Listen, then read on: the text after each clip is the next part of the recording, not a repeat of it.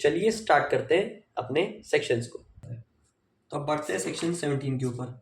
Section 17 बात करता है admission by person expressly refer to party to suit, यानी कि उन पर्सन का एडमिशन जो पार्टी टू सूट बनाया गया, यानी कि कुछ मुकदमे में उनको पार्टी बनाया गया। अगर किसी पर्सन को सिविल मैटर में, ये सूट की प्रोसीडिंग सिविल केसेस में होती है, तो उसमें अगर किसी पर्सन को बनाया गया तो वो हमारा एडमिशन कहलाया जाएगा। Statement made by person to whom a party to suit has expressly referred for information in reference to a matter in disputes or admission। कोई भी प्रॉपर्टी या फिर कोई भी स्पेसिफिक सिविल मैटर के डिस्प्यूट्स में अगर किसी पर्सन को एज अ पार्टी बनाया गया है सूट में, तो उनका दिया गया statement as an admission treat किया जाएगा। अब लेते फिर से एक एग्जाम्पल, मतलब उनको एज अ पोजीशन कुछ दी गई है। मान लीजिए दो पर्सन है ए और बी। ए को ए है प्रिंसिपल और ए ने as a representative as a party to suit कह लीजिए बी को एजेंट बनाया है। अब ए है बहुत रईस, ए के काफ़ी घर है, 1 2 3 तो 4 तो घर है उसके, तो उस घर को एज अ रेंट पे वो चढ़ा देता है। तो यहाँ पे जिसको घर चढ़ाता है वो पर्सन सी होता है, ठीक।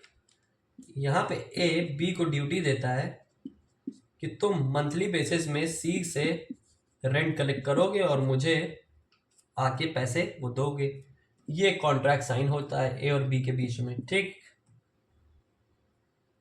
तो यहाँ पे एज अ एजेंट बी किसका, ए का बन के जाता है और सी से पैसे कलेक्ट करता है।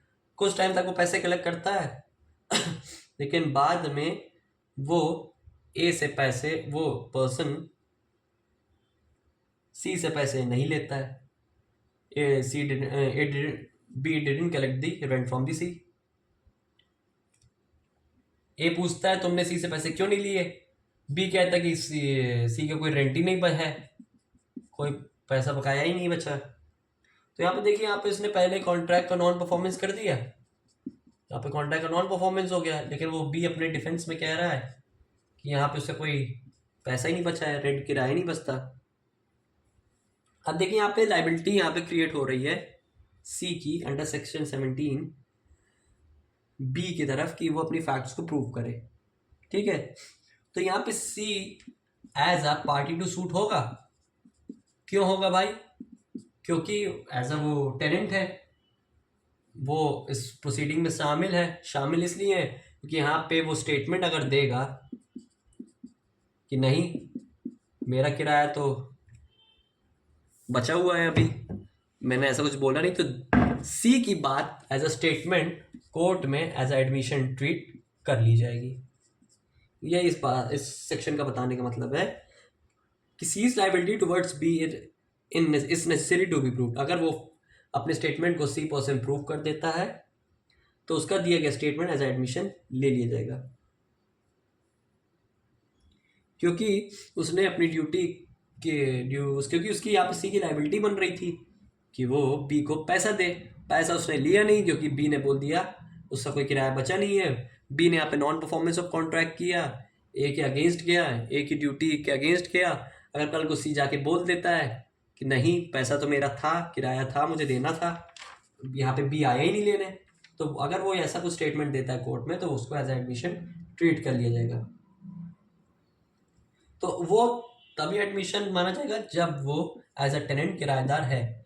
किराएदार से पहले और रेंट देने के बाद अगर कुछ वो बाद में ऐसा एडमिशन देता है तो वो नहीं माना जाएगा। कहने का मतलब है अगर टेनेंट बनने से पहले, किराएदार बनने से पहले, before tenancy and then after the payment of rent, उसके दिए गए स्टेटमेंट एज एडमिशन नहीं लिए जाएंगे। तभी लिए जाएंगे एज अ जब तक वो किराएदार की अवस्था में है, वो बात इसकी एडमिशन ले ली जाएगी। तो ये था आपका सेक्शन 17। अब देखते हैं सेक्शन 18 को। सेक्शन 18 एडमिशन का देखते हैं क्या बताना चाह रहा है ये। सेक्शन 18 बात कर रहा है admission by person expressly referred to by party to suit. एक मिस्टेक हो गई थी। सेक्शन 17 में हम लोग ने पढ़ा था admission by person whose position must be proved as against party to suit. इसको मैंने सेक्शन 17 वाला जो पॉइंट था 18 में बोल दिया था, लेकिन सेक्शन 17 अभी मैंने जो बोला वो है। सेक्शन 18 ये है कि एडमिशन by persons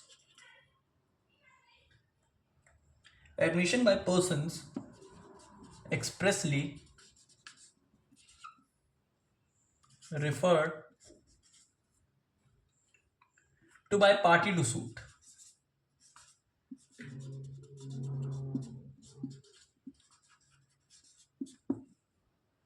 क्या बताना चाह रहे section? Statements made by person to whom a party to the suit has expressly referred for information in reference to a matter in disputes are admission.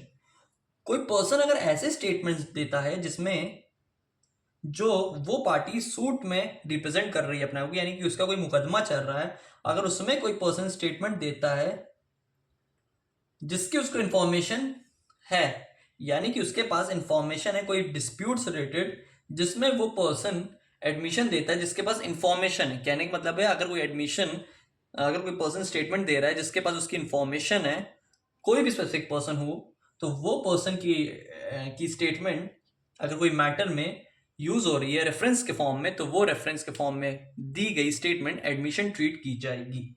ये बताना चाह रहा है आपको सेक्शन 18। एग्जाम्पल में लेते हैं, मान लीजिए दो पर्सन, एग्जाम्पल हम लेते हैं ए और बी, है ना। ए और बी कुछ प्रॉपर्टी सेल करने की बात करते हैं, यानी कि कॉन्ट्रैक्ट करते हैं, उसमें ये लोग ये तय करते हैं कि हम ये जमीन उसको बेचेंगे, ठीक है। अब यहां पे बी कहता है कि वो प्रॉपर्टी कहाँ पे, बी कहता है कि वो जो प्रॉपर्टी आप मुझे जो बेचना चाह रहे हो वो कहाँ पे सिचुएटेड, उसकी लोकेशन कहाँ है। तो ए यहाँ पे कहता है बी को कि जाओ सी से पता लगा लो, सी से जाके पूछ लो कि प्रॉपर्टी वो कहाँ पे लोकेटेड है। तो यहाँ पे सी का जो स्टेटमेंट होगा वो यहाँ पे एडमिशन ट्रीट किया जाएगा। क्या बताना चाह रहा है? अगर किसी पर्सन को जो पार्टी टू सूट में इन्वॉल्व है, यानी कि मान लीजिए यहाँ पे ए का फ्रेंड होगा, मान लीजिए चलिए सी, ठीक है। अब यहाँ पे ए और बी में कॉन्ट्रैक्ट होता है प्रॉपर्टी के सेल से रिलेटेड कुछ, तो बी यहाँ पे पूछता है कि प्रॉपर्टी की लोकेशन कहाँ है। ए कहता है यहाँ पे सी से पूछ लो। इसका मतलब कि सी को यहाँ पे उस एप्रोप्रिएट कॉन्ट्रैक्ट की इंफॉर्मेशन होगी पहले से, तभी तो वो इतना प्रॉपर इस वे में बोल रहा है कि जाके आप उनसे पता कर लीजिए। तो यहाँ पे अगर कोई स्टेटमेंट, अगर कोई पार्टी, तो इनके अगर मान लीजिए यहाँ पे सी ने यहाँ पे बोला, मतलब यहाँ पे सी ने कहा कि मुझे पता है, तो यहाँ पे अगर सी अपने स्टेटमेंट्स को कोर्ट में इन फ्यूचर कोई स्पेसिफिक डिस्प्यूट में यूज कर लेता है, तो उसमें उसके दिए गए स्टेटमेंट एडमिशन ट्रीट कर लिए जाएंगे। यही बताना चाह रहा है आपको सेक्शन 18। तो इस वीडियो में हम लोग ने सेक्शन 17 और 18 के कंसेप्ट को देखा। आई होप आपको कंसेप्ट अच्छे से समझ आ गया हो। तो मिलते हैं एडमिशन के नेक्स्ट वीडियो में।